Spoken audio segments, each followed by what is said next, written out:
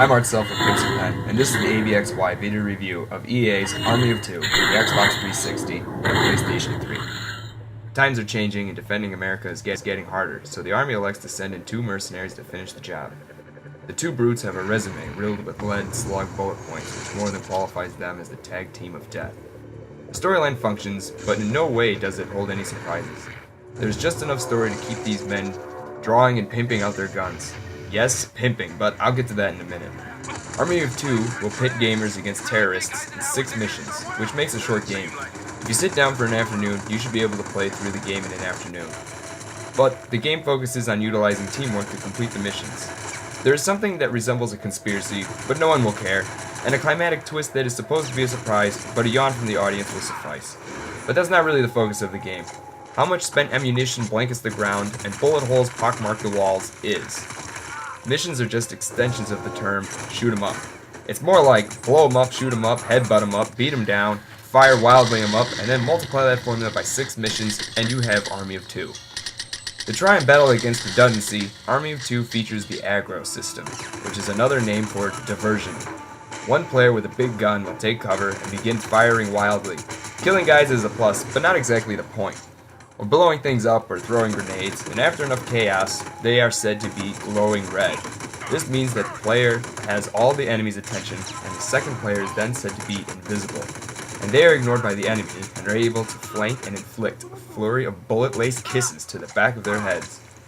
The game has a tunnel or corridor feel. Even in outdoor settings, the direction gamers are to head is fairly straightforward. There's only one way to move forward, and one way to get to an objective. Left and right turns need not apply. The game does a nice job with their cover system. Since it is a third-person shooter, as opposed to a first-person shooter, being able to see the character move means that all of their movements are key, and they bend and lean around cover very nicely, giving the best angle for a shot. The control scheme set up by Army of Two feels familiar already. Left trigger draws the weapon up, and right trigger fires with secondary buttons handling secondary commands. Just holding the right trigger without the left is the equivalent of shooting from the hip. While obviously not revolutionary, they didn't try to fix anything that wasn't broken either. When playing alone with an AI partner, the D-pad will control basic commands. This is where the poor AI becomes obvious. There are 2 types of commands for each direction on the D-pad, red and blue. Blue is defensive, while red is aggressive. So when telling the AI partner to advance, while the advance command is blue, he will at times just skip enemies. He runs by and take cover without firing a shot, while you were expecting him to be cautious, but at least kill a few people so that you could advance too. Setting him out with advance in red will make him a walking target. He'll fire at anything that moves, focusing on one enemy at a time, which gives other enemies the opportunity to fire at his back. You'd think he'd have the brains to crouch and take cover once in a while, but that would be asking too much of the AI system used. There will be a lot of juggling commands with the partner AI.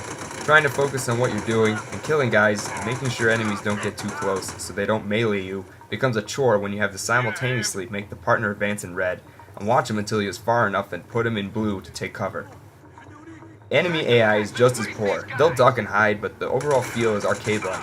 It's not a challenge to kill the enemy, but how high you can get the body count. The enemy isn't so dumb as to miss while firing. They can hit big hulking men with large guns without a problem. They, however, have tunnel vision and need to go AWOL and get to a lens crafter's ASAP. The aggro system is only fun a few times before you realize that the AI should be able to see a big man coming up beside them and firing at their kidneys, and focus on the immediate proximity threat than the guy a football field away, firing wildly, trying to shoot the dust out of the air more than rack up the body count. To ramp up the game difficulty, missions will begin to toss in more enemies to overwhelm you. So inevitably, you will get hurt. Here's where the game parts from many shooter games on the market. Instead of dying, you are incapacitated and sit on the ground yelling for help from your partner. It is now the partner's job to run to their aid, grab them, and move them to safety so they can be healed. This is a nice system, because the player's fault of getting hurt, the gameplay shifts momentum instead of just stopping and waiting for the player to respawn. The down player can fire at enemies and try to draw their attention away from the partner who is dragging or healing them. Holding down the A button will heal the other player, and once they are patched up, they are pulled up and normal gameplay resumes. In order to prevent getting shot, you're going to need a leg up on the enemy.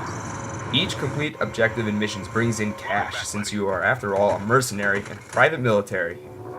The game booklet introduces who is selling you the weapons. The store menu even has their little pictures, but they never utter a word or affect anything, so it's a shrug of the shoulders as to why anyone bothered having that in the game.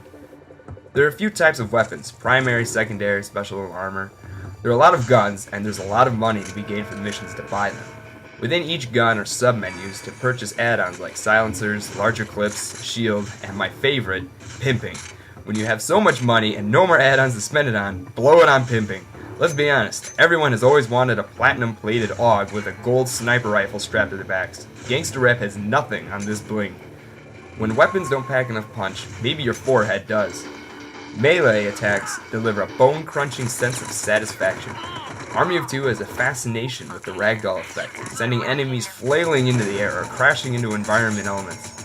Players are able to grab an enemy by the collar and deliver a deadly headbutt, or a roundhouse, or elbow drop, merely just by being close and pressing the right trigger. The in-game graphics look nice. There isn't any real perceptible frame rate loss. The cutscenes do look strange though, almost like plastic. The in-game graphics are good enough to be used for cutscenes and give the look of a gritty, realistic feel, but the cutscenes smooth out many elements, making it look like G.I. Joe walking around Barbie's house, minus all of that pink. Sound isn't going to blow anyone away in this game. The music is fairly forgettable, but the sound effects hold up well enough. Grenades make a loud boom, and guns spit with the same pat pat pat gamers have grown accustomed to in war games. Multiplayer is fairly forgettable. The game is clearly designed to be played with a friend and kill guys at will. Multiplayer pits players in a square map with simple objectives in 2 teams of 2, with AI enemies dropped in here and there. This isn't to say that there's a whole lot terribly wrong with multiplayer, it's just not as much fun as playing through the campaign with a friend either on Xbox Live or in the same room with you.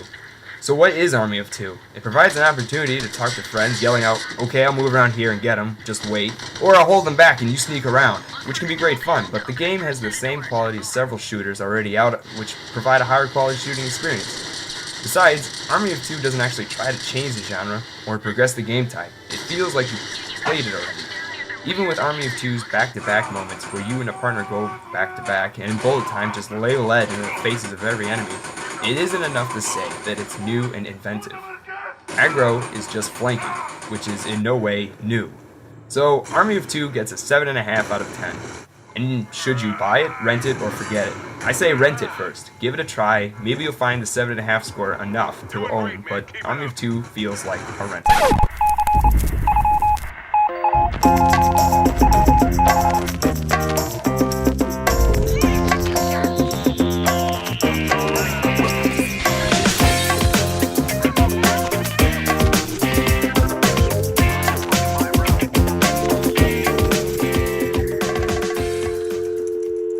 Sorry, the number you have dialed is not in service at this time.